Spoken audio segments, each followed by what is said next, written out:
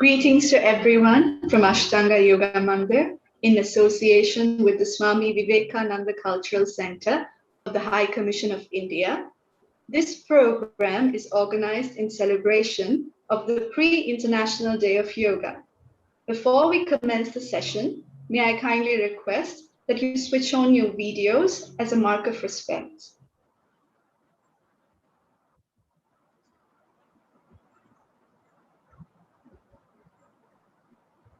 Today's session is body alignment in Asana and will be delivered to you by two very inspiring senior management members of AYM.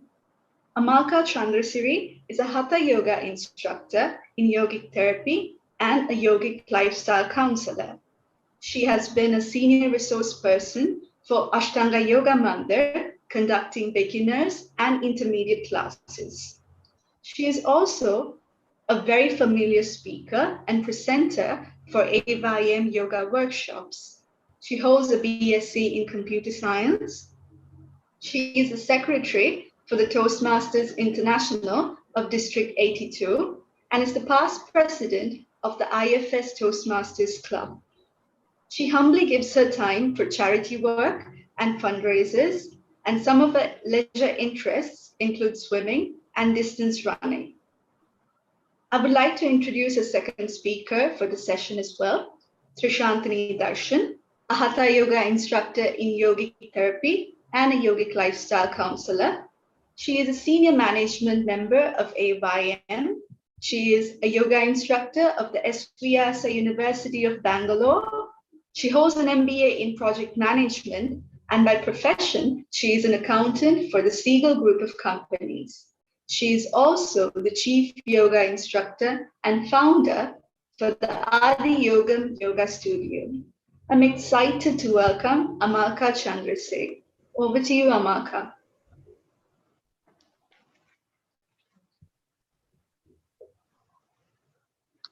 Thank you, Bernadine. Hi-born everyone.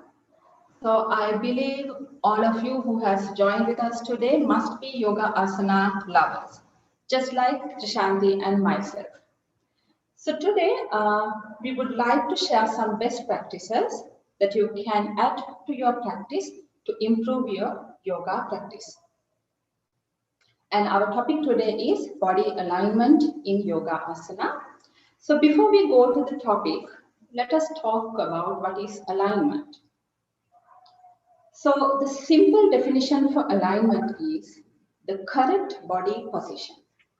Now, this is something that we already know and something that we already been practicing. For example, let's say if you want to lift something heavy, we know that we should not bend forward and lift, so the weight directly goes to our spine. So instead, we try to keep that heavy object parallel to our spine and lift it. So that is the right alignment of when we lift something. So if I give you another example, when we stand, we know that we should not lean to a side. So we give the weight to one leg, which is not good. So we always try to stand in our both feet, maintaining the balance. So that is the correct alignment when it comes to the standing. So likewise, in yoga asanas also, we have the correct body position or the alignment. For example, and also there are things that you can, if you take a movement, there are things that you can adjust, or there are things that you must maintain. If I give you a very simple example, let's say we want to do a simple movement like this, where we need to go down and keep our body straight like this. So in a position like this, keeping our spine straight is something we must do, that we should not compromise. But if you can't reach the toes, it is okay to hold from the ankle joints. or from the knees or the calf muscle or the knees. So any asana, we have things like that, the things that we can adjust and things that we must maintain. So before I further explain this, let me share you a photo. Can we have the first photo? Yeah. Please have a look and tell me, or you can guess, who is maintaining the right body alignment.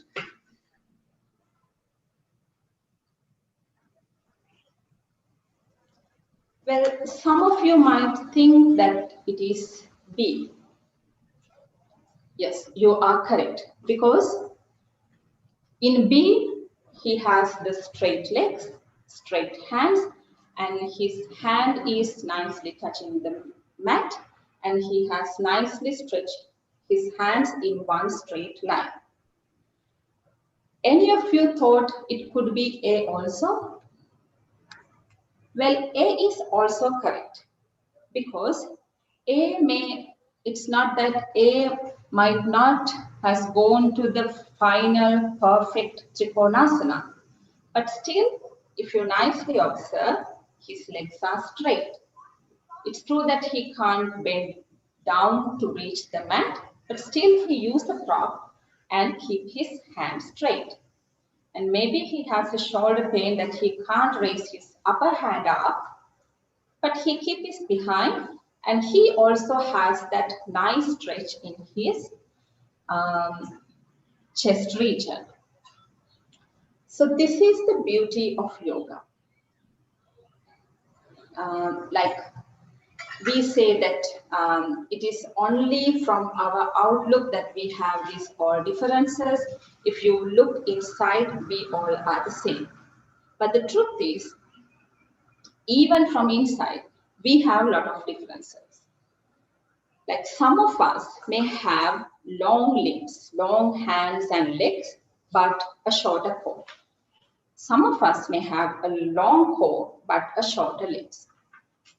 Same way, if you take our shoulder or hip joints, you'll know that we have this ball and socket joint.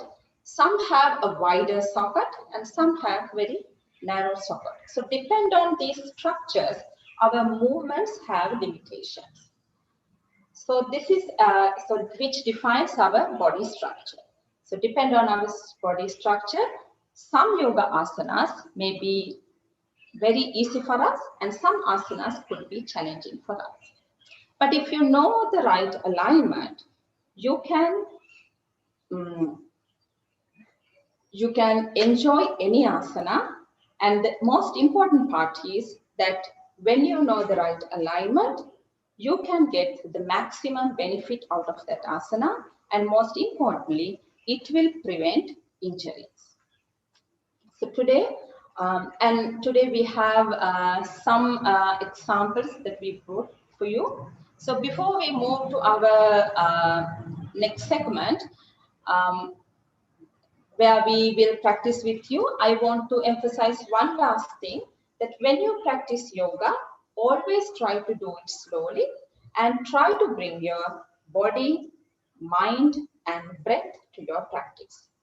Because when you do it mindfully, you yourself can understand which parts I have the stiffness, which part I can turn more so that I might bend more. So you can explore yourself, and that will make the practice even more interesting. Right. So today, first we thought to talk about the hip. So can we have the next photo, please?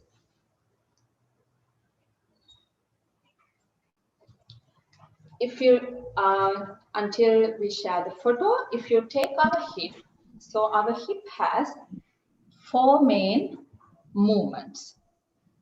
So you may see that we are moving the leg, but this movement happens from the hip. So if you raise your leg up, we call it extension.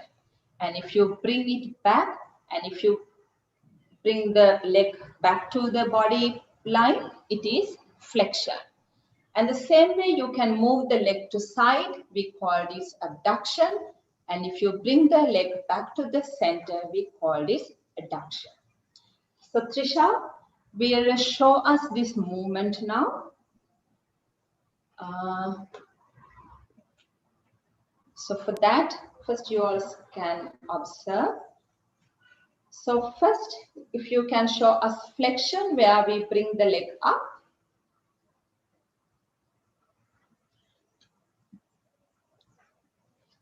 When you bring the leg up, it is flexion, leg, Trisha. It's the leg.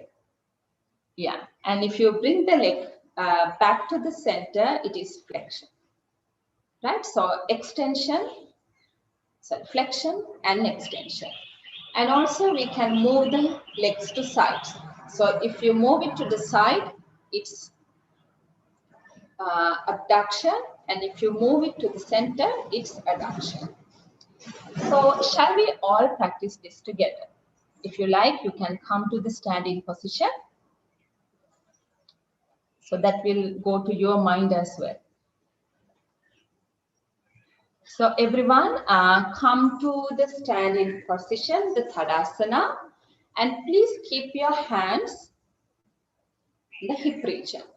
In that way, you can observe the movement of your, you can feel the movement of your hip region. So you can just swing your leg to up and down. Let's do a few rounds. Just move your leg up and down, few rounds. So it will kind of give us a good warm up. Right, now keep your leg up. Keep your leg up. Keep it there. So this is flexion. And if you bring it behind, so if you bring down and if you bring it further behind, that is flexion. And if you bring it further away from the body, we call it hyperextension. So in this movement, we do two things, extension and hyperextension. Right, now let's move to the other practice, the adduction and abduction. So for that, maybe you can turn to the camera side, turn front. And when you move the leg up, it is abduction. And when you move the leg back to the center, it is adduction. So let's just move our legs to the side and to the center, side, abduction, center, abduction and adduction, right?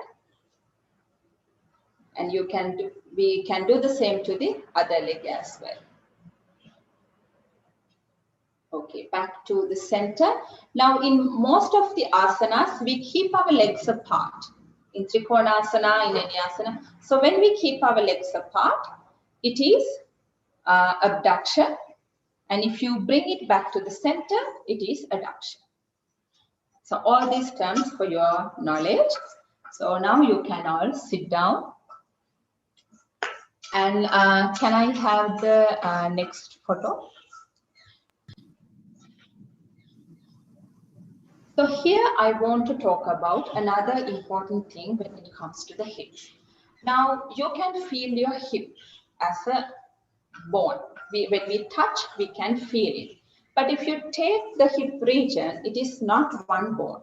So what you, now if you look at this, the picture to your right side, the colored picture, the bone which has all the colors is our hip bone or the pelvic bone. So what do we have at the center? That is we called sacrum or the very end of our spine. So if you take our hip bone, hip region, there's a joint. There's a joint between the sacrum and our pubic bone. So we have to be very mindful about our hip movement because there's a joint. So if you make a movement to twist your hip too much, so that will give an unnecessary strain to this joint. We call this SI joint, but we have between the sacrum and the hip bone. So it gives an unnecessary pressure, unnecessary strain to that region. So in case, if you do a practice for a longer time, This will weaken this joint, which is not good for your health. So with that note, I think we can move to our first practice. So today we are going, our first asana we would like to show you is Parsvottanasana. So Trisha will show us a quick demonstration of this asana.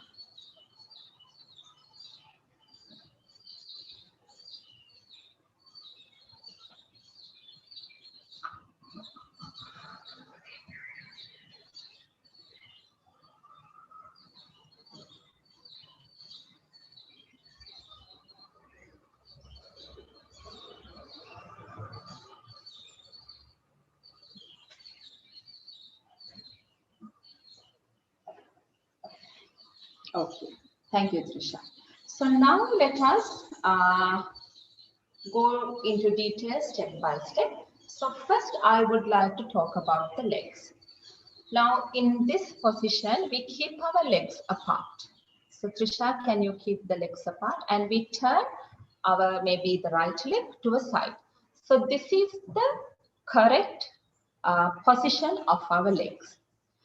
But if you turn our body at this position, when we practice together, you can observe that while keeping these legs like this, if you try to turn your hip, for some it will be a little difficult. So if you find it difficult, there are two adjustments that you can do. One is you can turn the leg behind. You can make a little angle there. So that will give a little support for you to turn your hip. But still, after this adjustment, still you feel it like little wobbly, then you can keep your legs little apart. So when we keep our legs little apart, we always have a good base. And then you can keep your hands on the hip and make the twist. So when we make this twist in this hip region, we call it squaring our hip. So why we need to square the hip, as I told you before, not to avoid any twist in the hip region. So this is our first point.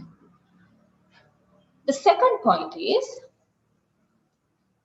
our hands. So in Parsvottanasana, we keep our hands in the reverse prayer. So the reverse prayer, we call this Paschima Namaskar as well.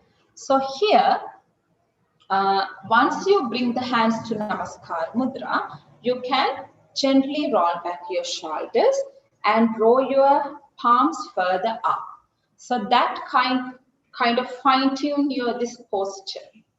So in case, if you find this difficult to bring these hands to this reverse prayer, you can always interlock your elbows like this. So because the whole idea is to give a nice stretch to our shoulder joints. So even in this way, it gives that stretch. And after you adopt the reverse prayer or the interlocking your elbows, you can gently roll back your shoulders. Right, that is the second step. The third step is, now in Parsvottanasana, we need to bend forward. So every time, like if you want to bend forward or if you want to bend back, if you want to take your hand forward or if you want to take the hand behind, always do the opposite first, because that gives a nice stretch and it kind of activates that muscle, so the movement becomes easy.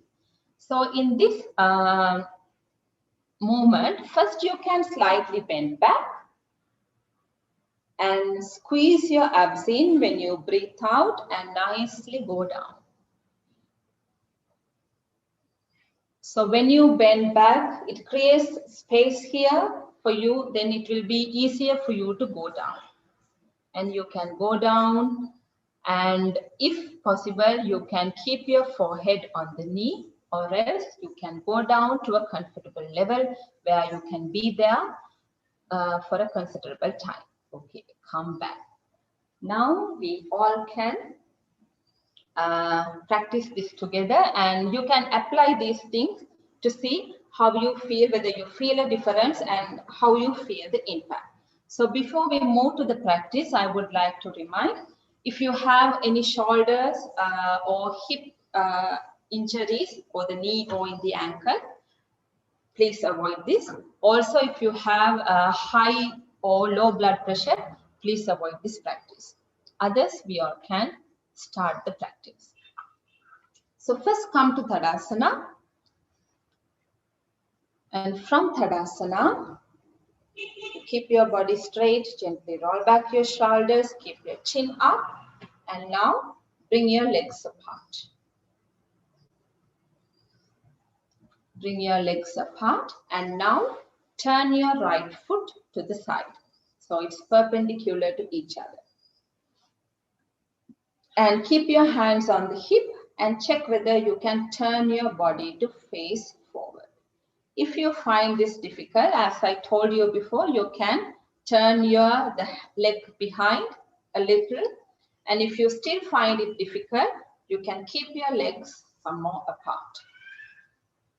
So you can make this adjustment until you can keep your hip straight without any twisting, right?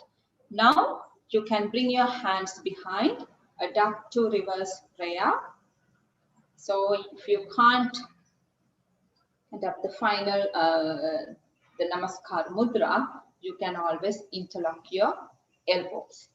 And the third step, before you bend forward, you can slightly bend back, create the space, breathe out, squeeze your muscles in and go down. So go down slowly while maintaining that stretch in the spine. So every breath out, check whether you can go some more down and be there. Feel the stretch in the hamstring muscles, the back leg muscles, and feel the pressure in your abs region. Now first head up and nicely come up. Turn to the center and come to Tadasana. So if I explain the benefits of this asana, you can feel a nice stretch in your spine and in your shoulders. So this improves our posture. And the next thing is, it gives a nice stretch to our hamstring muscles. Hamstring means the back of the leg. This muscle, it's a very big muscle. So it strengthens our hamstring muscles. And also, so you in this asana, the final position, you twist your body and go down. So it gives a nice pressure to our abdominal region. So it strengthens our ab muscles. And finally, you keep your head down and you are kind of trying to maintain the balance. So this way it calms our brain. So we have a lot of benefits in this asana. So let's practice the same to the other side. So now, starting from the standing position, you can keep your legs apart. Now let's turn our left leg to the side. And you can make the adjustment and bring your hip to the square position.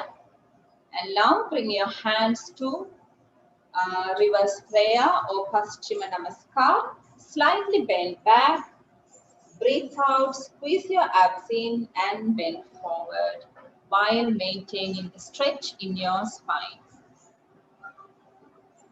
So you can stretch, go down. Likewise, you can go step by step. Feel the stretch in the leg muscles, the pressure in the abs region, and the stretch in the shoulders also. And head up and nicely come back to the center and come to Tadasana. Keep your eyes closed and stand still to feel the changes. So it is important after a practice, just try to stand, be still to observe all the changes in your body. Right. Thank you. You can open your eyes and maybe you can sit down. So we will show a quick two more asanas, a demonstration only, where you can apply these points that you learned. So the first is Virabhadrasana 2. So Trisha will demonstrate us. So in first practice, we square our hip. Now here we have to keep our hip straight. This is also a place that we might twist our hip a little. So be mindful to keep your hip straight. Right. Thank you, Trisha. And let's perform the next asana. That is Prasarita Padottanasana. So in Prasarita Padottanasana, it is the abduction. We keep our legs apart. And there's a nice bend in the hip region forward. And we keep our head down when we go to the final position. So now you might remember some other asanas that you can practice. So these are two examples where you can apply the same points. Okay, thank you, Trisha. So that's about the hip. And next we would like to talk about shoulders. Because if you take hips and shoulders, these are the joints which has a lot of mobility in our body. So can we have the next slide, please?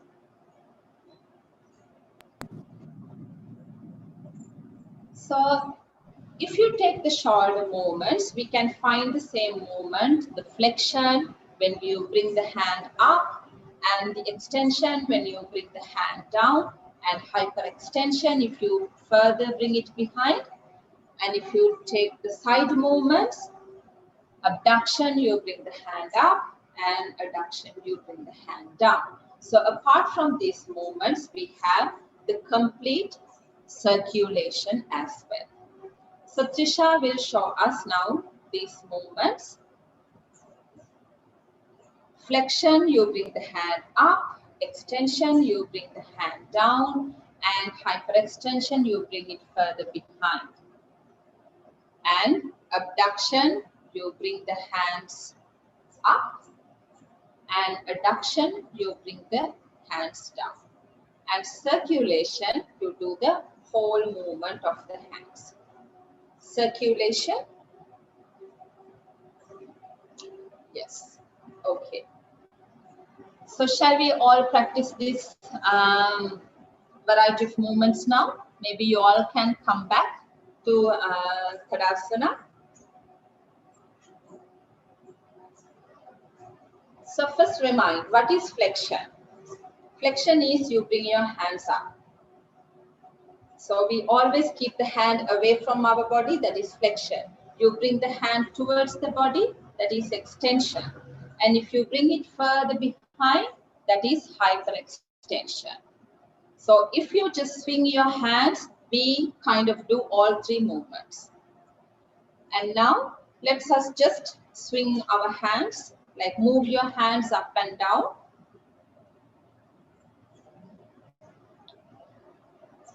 So, and now you can keep your hands behind and interlock. So I will show you. So move your hands behind, interlock, and bring it up. So this is hyperextension. Right? Okay. Come. Bring the hands down. And now you can move your hands up and down like this. So whenever you move your hands up, it's abduction. When you bring the hands towards the body, it is adduction.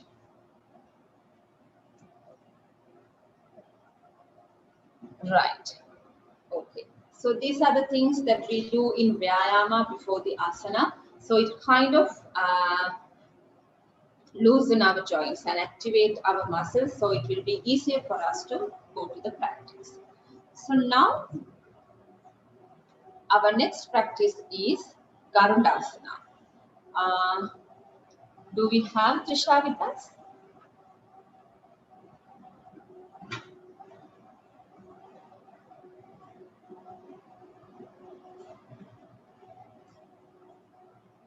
I think not. In that case, maybe maybe I will show you Garudasana.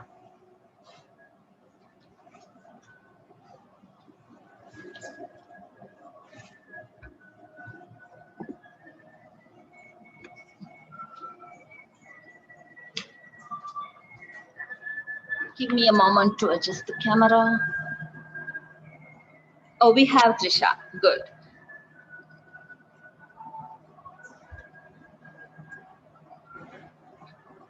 So Trisha, show us Garudasana, a quick demonstration.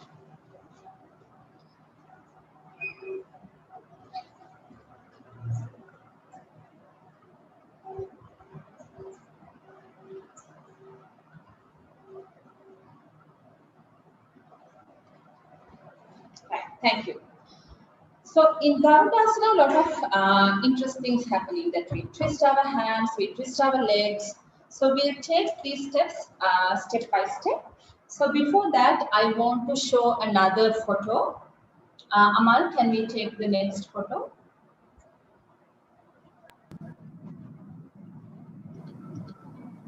Not this one, the one before. Yeah, that's fine. I'm gonna take the where we talk about the trapezius muscle.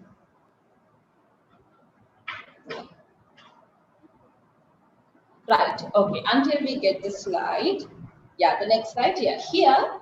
Now, if you take our shoulder region, we have this muscle, the trapezius muscle. If you observe, it's a quite large muscle, which we use, we get activated in almost all shoulder movements. So in the first practice, the Parsottanasana, we bring our hands behind. So it gives a compression to this trapezius muscle.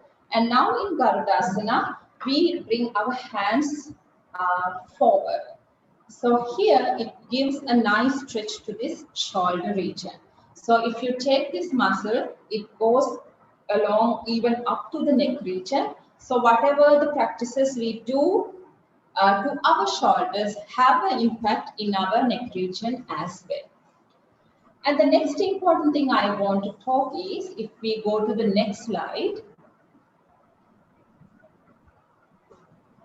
Yes, in Garudasana, since we twist our legs, there's a chance that we twist our hip region. The important point, I talk about the hip. So it is not that you may not be able to completely bring it to a square, but try to adjust your hip to bring it parallel to the ground to minimize the twist in the hip region. Right, thank you, Amal. So now we'll again take these points step by step. So the hands, as I told you, we give a nice stretch to this trapezius muscle and we bring our hands and wrap it around. So in case, if you can't wrap the hands like this, you can always fold your opposite shoulders like this. That also gives the same stretch, kind of the same stretch to our the back muscle. And you can lift your hands up like this. So that's about the hands. And in Garudasana, we slightly bend forward. So if you can show that, Trisha, where we bend, yes, slightly bend forward. And then you have to come on one leg. So before that, you can bring your hands up. So in this way, you can maintain your balance. And before you wrap the leg, you can, let's say you are going to bring the right leg up. So lift it up as much as you can. So that way, again, it creates space. And then you will find it easy to wrap the leg around. In case, if you can't hook the foot, you can always keep it aside. So these are the adjustments that you can always can practice. And next, as the last step, we can wrap the hands and bring the elbow a little above. Trisha, wrap the hands and bring the elbows level above, and we are at the final Garudasana position. Right. Thank you. So now we all can practice. So again, a reminder, if you have any ankle, knee, hip or shoulder issues, please avoid, else we all can practice together. So first, let us slightly bend down and then bring your hands up and raise your right leg up and wrap it around the other leg, the left leg. And now keep your hands on the hip region and check your position of the hip. If there's a way that you can twist your hip to bring it to square the hip, try to do that. And now you can bring your palms, wrap your palms, and final position. Right. Okay. Be there as much as you can enjoy the practice and come back to the center. Come back to Tadasana. So, Garudasana is a very good asana which improves the flexibility of all these joints, the shoulders, the hip region, the knees and the ankles. And also, when you balance your body weight in one limb, there are two places that get strengthened. One is our calf muscles, because calf muscle has to bear the weight of our whole body. So it strengthens the calf muscle. And when you try to balance your body, the balance mainly happens in your abs region. So you have to you can't keep your abs loose. You have to squeeze your abs, and the upper body we hold it from our abs region. So it strengthens our abs region. So now let us do the same to the other side. So again, hands up and you can slightly bend. Now let's raise the left leg up. And you can lift it up and interlock, hook the foot, and then bring the hands. So depend on the capacity, you can hold the hands like this also. And try to keep your spine straight. Gently raise your elbows and be there. Feel the changes in your body and nicely come back to the center. Okay, you can sit down. So we would like to introduce two more asanas which Trisha will demonstrate us, which gives the same impact and which has the same important points that we taught. The next asana is Gomukhasana.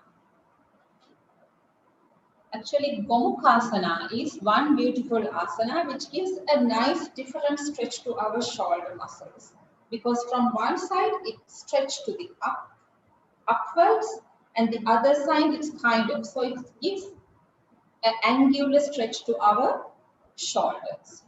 And also in Gomukhasana, you can observe we kind of twist our legs just like in Garudasana. So there also you have to mindfully adjust your hip to bring it to a square as much as you can.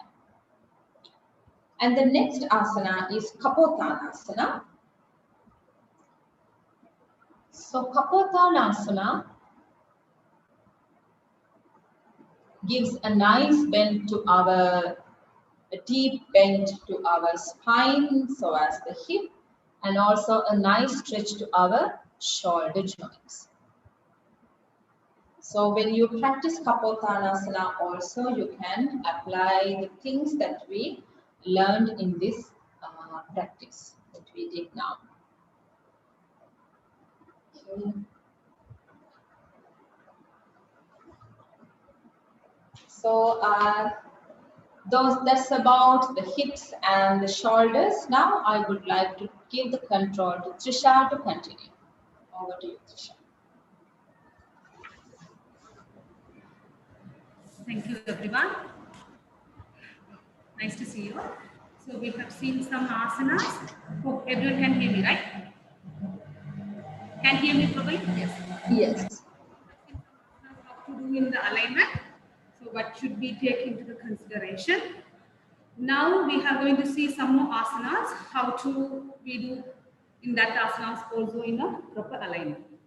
Now we are going to focus about this asana. We are going to focus about our wrist and the hand position. So the next asana is the Vasisthanasana. Vasisthanasana is the meaning, is the best, richest pose, or the, all know the sage of Vasistha is reflecting his name. Then, so before some of you all still doesn't know Vasisthanasana, so Amalka will come, so before that we will do some explanation. So Vasisthanasana, we are maintaining the position against the gravity, right? So now Amalka is ready. Amalka will quickly show the demonstration of the Vasisthanasana. So some of you doesn't know Vasisthanasana, right? So Amalka just show the Vasisthanasana quickly. Yeah. Because without knowing the asana, not knowing the explanation, so first see the Vasisthanasana. Most of you all know though, but still some of the beginners and newcomers are here. Right. So you can see it's a side plank pose. Okay, thank you, Amalka. So in this Vasisthanasana, our weight we are giving to the wrist. So here we have to more focus on the wrist alignment, right? So when our wrist gets to prone to get wrist injuries because the position of our wrist has the multiple joints and it has some delegated movement. So there's a high chance in getting wrist injuries in yoga poses also if we are not doing the wrist in a proper alignment. So first we look at the wrist. This wrist is the joint made up of multiple bones. So that is, we can see the distal end of the ulna and the radius bone and 8 carpal bones and the proximal end of the metacarpal bones, right? So this wrist has the synovial joint with the axis of 2 sides, so up and down and sideways. Okay, fine. Now you can see, so we'll see what is flexion. So we all know what is flexion now. So this is the flexion. So the flexion and the extension is the angular movements in anatomy. They call angular movements in the anatomy. So the flexion, so the flexion is, this will reduce the angle between the two structures. See, you can take your palm and the anterior surface of the forearm. It will reduce the angle of this between two structures. That is called flexion, right? When it's come to the extension, again it will increase the angle between the anterior surface of the forearm and the palm, right? Another thing, so this is extension. But if you know hyperextension, if you see, take your hands like this and press it more. So if angle is 90, if it reduce it as acute angle, that is the hyperextension of your wrist. We have to avoid that with most of the asanas, but without knowing, we do that asanas, right? Keeping that position. So to avoid the wrist injuries, we have to do our yogic vyayamas for the wrist. So we know the Mani Banga Shakti Vikasa. So we all can do that practice to warm up our wrist. So everyone stretch your hands forward, just clench your fingers, just move up and down fast. So as you all learn in the yogic vyayama, so this is the warm ups we do, right? So any all arm balances, we have to do this warm up to strengthen the wrist, whether you are advanced practitioner or beginner, that doesn't matter, right? Fine. Then next we can do one more vyayama. So you can just spread your fingers, just move up and down. Fine. So this is flexion and extension of the wrist. Fine. Thank you all. Now when you take your hand, forearm, it has the radius bone and this has the ulnar bone, 2 bones. So we are going to do the other axis angle movement of the hands. If you keep your hands, so as I mentioned, radial bone is here, side of your thumb. So if you bring your hands towards the radial, that comes to radial deviation. Again, come back to the center. And if your hand brings towards the ulnar bone, it's come to ulnar deviation. Radial and the ulnar. Right. Thank you all. Now we come to the Vasisthanasana. So in Vasisthanasana, we are going to keep the palms. Right. Everyone, slowly bring your palms down to the floor. Right. You can, I think everyone can see my palms. So you have to ground the hands on the floor. Intensely, you have to ground at your base of the index finger and the base of the thumb. Right? You have to ground it. You are grounding all other part of your palms, but intensely you are doing this. Again, the reason behind this is, as I mentioned, this is our radial bone. This bone designed to bear our weight, and this is our ulnar bone. It doesn't designed to bear our weight. So due to that reason, we do this extensive pressure on these two joints, but we do pressure to up. So that is one important thing you have to focus. The next part, when you press, you don't need to spread too much. And don't keep it closer. Just slightly press and keep it on the floor. Right? Third thing, you have to crawl the tip of the fingers on the floor. So like this, I'm crawling, so I am pressing. So if I try to lift my finger up, it won't come. But if you are not crawling this, see, it's coming up. So it won't work. You have to crawl it like spider fingers. Again, the reason behind this is when you press the tip of the fingers, you feel your under forearm muscles get engaged. Generally, we are giving a lot of rest on our wrist. Now we are deviating by engaging the forearm muscles. We are slightly deviating the stress from the wrist to forearm muscles engagement. Right? So that is the third important point. Now, fourth one, when you keep it here while you're pressing the internal arms, you can see slight internal twist of my under forearm. See, slight internal twist. So, Amalka, you can come to hand to knee position and show them. Fine, like this. Then, while same time, you are doing the external slight twist on your up arm. You can see Amalka. So, internal on down and external and up. But do not press too much. So again, you can't give weight on this elbow. So our elbow is not, we are not keeping any weight in our elbows while you are doing the asana. So this is the correct position of keeping Vasisthasana in the hands and the shoulder position. Right. Now let's come to the other part. So as you all know, Vasisthasana is the work against the gravity. Now Amalka will show what are the other issues we are getting while doing the Vasisthanasana. Slowly come to the position. Right. When you maintain, there's a risk to your hip may fall down. So gravity will pull your hip down or slowly up. Now sometimes you may try to twist your shoulder forward or backward. So these issues you can simply overcome by lifting your hip up. Right, lifting your hip up some more. Right, thank you. So this alignment issue on the body alignment, that means the spinal neutral alignment of the spine, you can simply overcome by overlifting your hip up. So those things you have to consider in your mind. So especially you have to focus in the wrist position, not only for the Vasisthanasana, all hand balancing asanas, but we give a lot of pressure on your hand. You know our Adho Mukha Svanasana or Urdhva Dhanurasana or handstand, we can try these tricks of the hands to avoid the wrist injury. And definitely we have to do the hand warm-up or Sukshma Vyayama before we start the practice.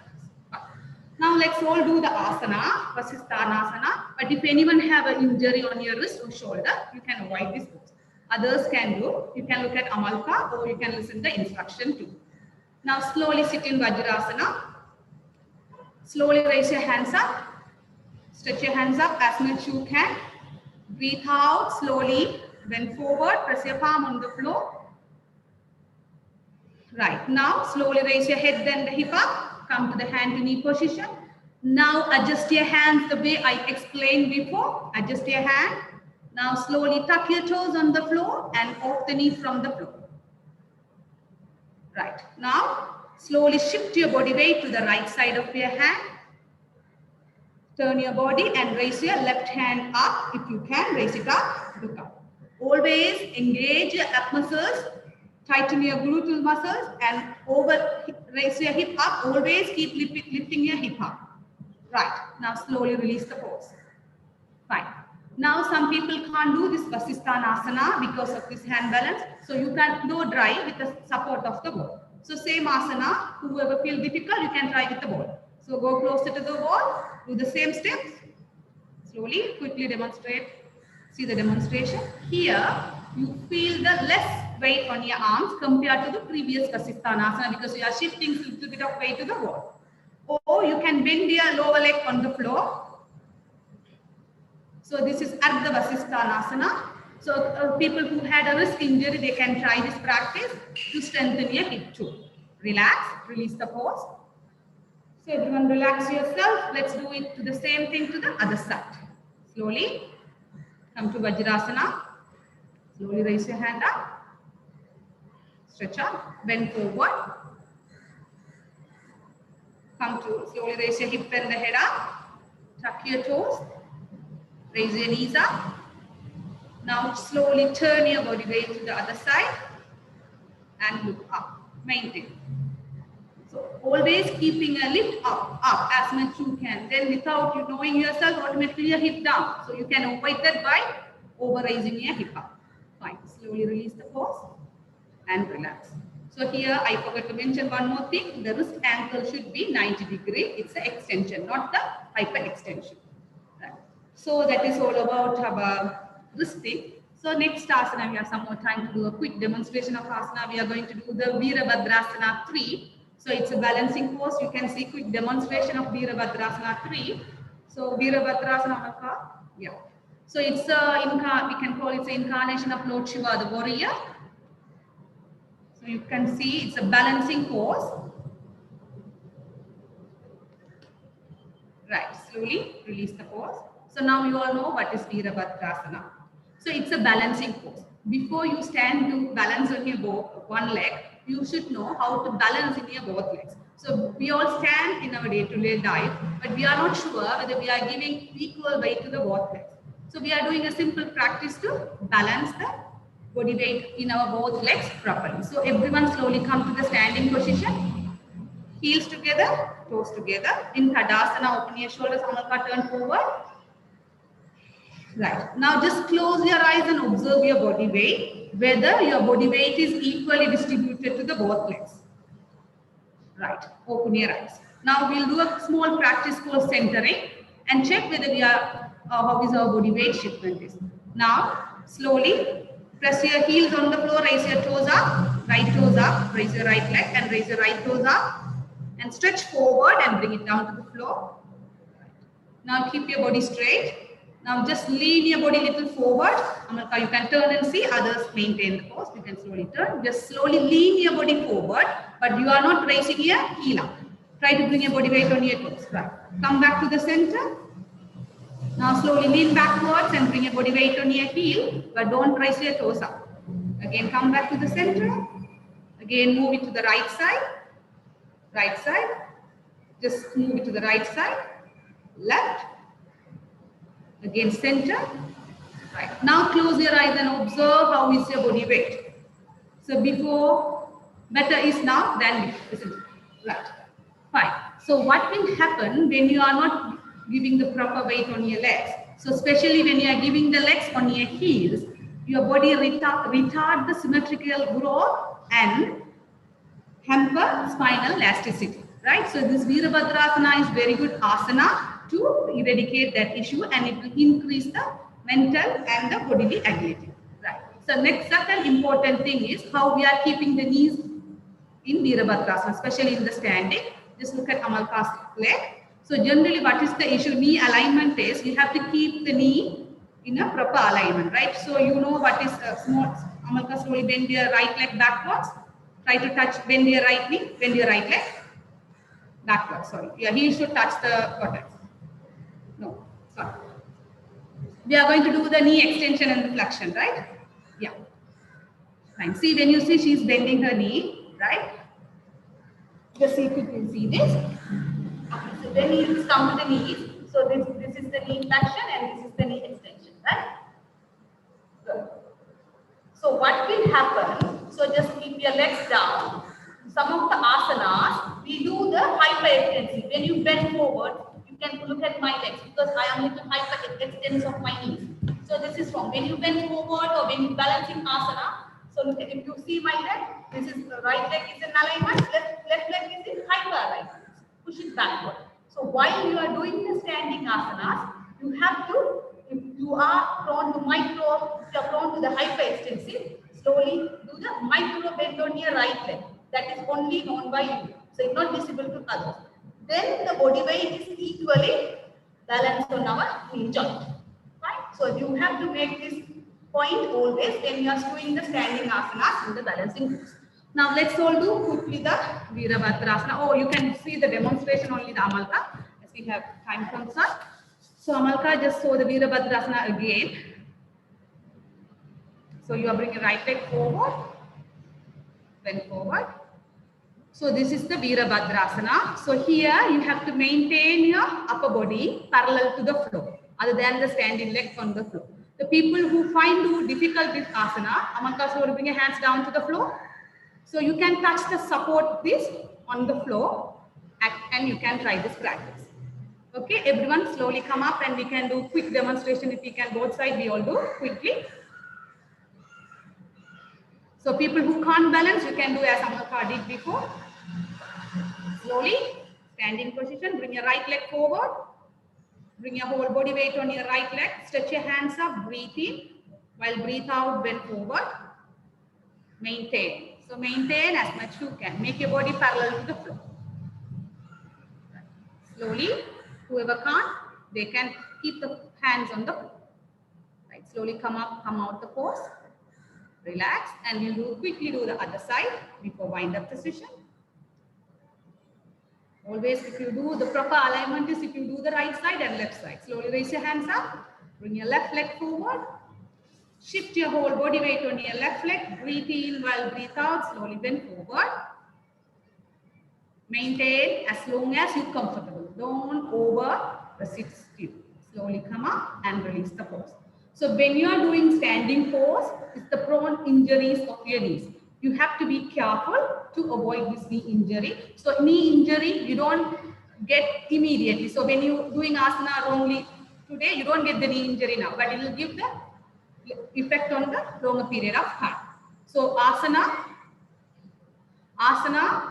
you have to do in a proper alignment. You should be aware of your body limitation and anatomy structure of your body. According to that, you have to do the asana practice. Adapt the Thiram Sugam Asana in each and every of your practice. Yoga is not a workout, it is a work in. Thank you all. It's over to you, Benedict. Thank you so very much, Amalka and Thirishanthi, for that very informative and helpful session. Let me take this opportunity to thank all of you, all of our audience that has joined us through Zoom, on Facebook Live and on YouTube. Thank you to the Director of Swami Vivekananda Cultural Center and the Cultural Officer, Ms. Subhashini Handy. Thank you for the technical assistance provided to us behind the scenes by Mr. Amal. And last but not least, thank you to all the instructors and members of Ashtanga Yoga Mandir. The next session will be held on Sunday, 20th of June, by Ms. Maheshwari Sivakumaran and by Ms. Sumati Raj on the topic of yoga for digestive system. Thank you everyone once again for joining us today, and I hope you all have a lovely day.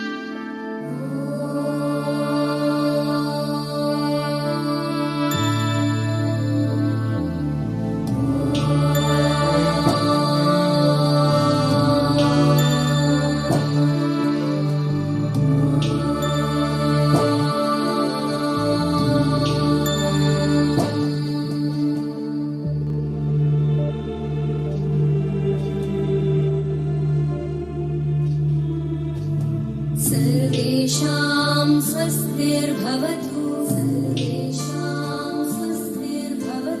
सर्वेषां